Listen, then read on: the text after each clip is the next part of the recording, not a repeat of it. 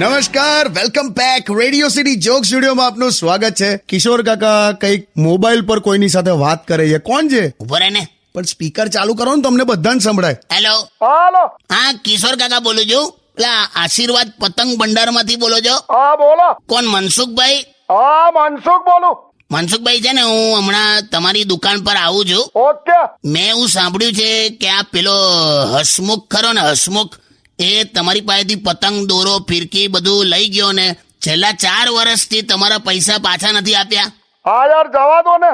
તો તમે શું મારા પૈસા પાછા આપવા માટે આવો છો? ના, પેલો હસમુખ લઈ ગયો ને એ રીતે મારે હવે 2 કોડી પતંગ લેવી છે. તો આવું? તારી હમણાં કહું તે તું આય તો ખરો, બોડીગાર્ડ રાખેલા છે આપણે.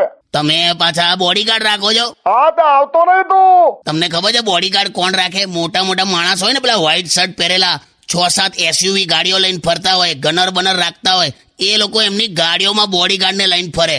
તમે તો 36 નંબરની બસમાં ઊભા આવો, એમાં બોડીગાર્ડને હવે લઈને આવો. તો તમારું તો ઠીક, પેલા બોડીગાર્ડને પૂછ્યું છે એને કેવું ફીલ થાય? એ જે હોય તે, તોય હું તને મારીશ તો તું દુકાને આવ્યો તો પતંગ લેવી જ પાછી. નથી, ભલમનસાઈ નો જમાનો જ નથી. મૂકી દે.